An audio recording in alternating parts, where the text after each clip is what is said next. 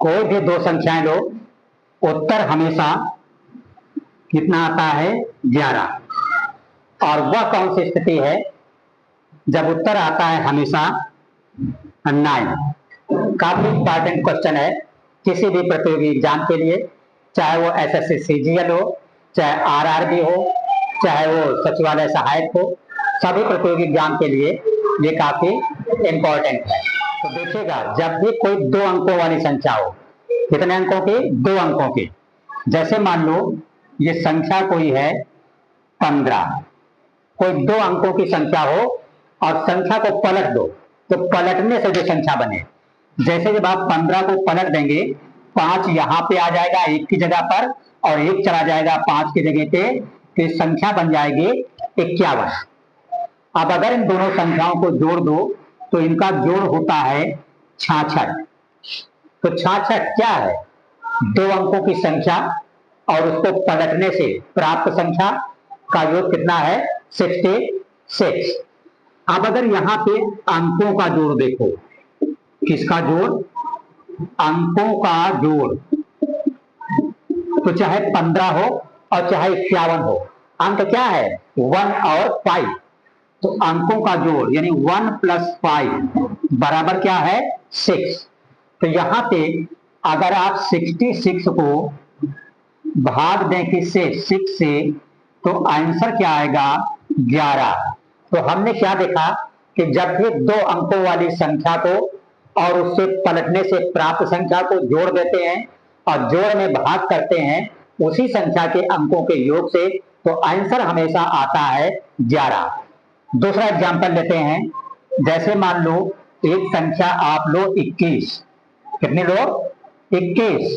और 21 को पलटने से जो संख्या बनेगी वो कितनी होगी? 12। अब अगर इन दोनों को जोड़ दो तो इनका जोड़ होगा कितना? 33। और यहां पे जो अंकों का योग आपका बनेगा, अंकों का योग, तो अंक क्या है? 1 और 2। तो 1 और 2 जोड़ोगे तो कितना आएगा? 3। अब अगर आप इस 33 को भाग कर दो अंकों के योग से, तो आंसर आपका हो जाएगा 11, मतलब 11।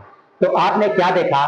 कोई भी 2 अंकों वाली संख्या हो, उस संख्या को और अंकों को पलटने से प्राप्त संख्या को जोड़ दें और उस जोड़ को अगर अंकों के योग से भाग कर दें तो आंसर हमेशा आता है 11। किसी भी प्रतियोगी एग्जाम के लिए काफी इंपॉर्टेंट क्वेश्चन है और इसके क्वेश्चन एग्जाम में पूछा किस तरह जाता है वो देखिएगा आप। देखिए, क्वेश्चन आपका एग्जाम में इस तरह होता है कि 2 अंकों की संख्या और अंकों को पलटने से प्राप्त संख्या के योग को अगर अंकों के योग से भाग देने पर भागफल होता है, मतलब भागफल कितना होता है?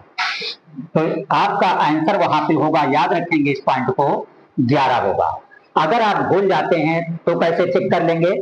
कोई भी 2 अंकों की संख्या ले लेना, जैसे हमने लिखा 13, और फिर इसको पलट देना तो 31, दोनों को जोड़ दोगे तो बन जाएगा 44। और यहाँ पे अगर अंकों का योग आपको देखना है तो चाहे 13 हो चाहे 31 हो, अंक 1 और 3 है, तो अंकों का योग बराबर हो जाएगा 1 + 3 = 4। अब संख्या और संख्या के अंकों को पलटने से प्राप्त संख्या का जोड़ जो है 44 है। इस 44 को अगर हम अंकों के योग 4 से भाग कर दें तो आंसर क्या हो गया? 11। काफी इंपॉर्टेंट ट्रिक है ये किसी भी प्रतियोगी एग्जाम के लिए। कभी कभी ये पूछ दिया जाता है इसी जगह पर कि अगर ये 2 अंकों की संख्या और उसको पलटने से प्राप्त संख्या के अंतर को, मतलब घटाने को, उसके अंकों के अंतर से भाग कर दिया जाए तब भागफल क्या होता है? तब भागफल उस केस में 11 नहीं होता है, क्या होता है? 9 होता है।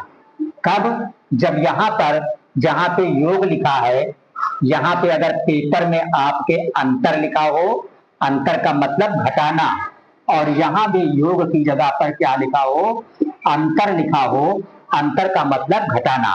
तब देखिए क्वेश्चन क्या बन जाएगा।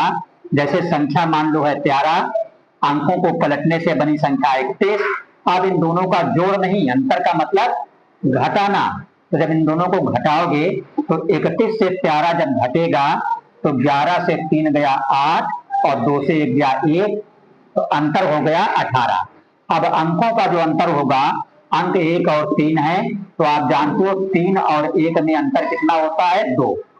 अब संख्या और अंकों को पलटने से प्राप्त संख्या का अंतर कितना है, 18 है, और संख्या के अंकों का योग नहीं, अंतर, अंतर मतलब घटाना, कितना है, 2 है। तो अब भाग करने से कितना आ जाएगा, 9। काफी इंपॉर्टेंट क्वेश्चन ये भी आपके प्रतियोगी एग्जाम के लिए है कि किसी भी 2 अंकों वाली संख्या और अंकों को पलटने से प्राप्त संख्या का जो अंतर है, घटाना है, उसको अगर संख्या के अंकों के अंतर से भाग दिया जाए तो भागफल हमेशा 9 होता है। तो आज की क्लास में 2 मोस्ट इंपॉर्टेंट टिप्स जो किसी भी प्रतियोगी एग्जाम के लिए काफी इंपॉर्टेंट है। कल हम आपको बताएंगे कि अगर संख्या 3 अंकों की है तब भागफल कितना होता है, योग के केस में और अंतर के केस में।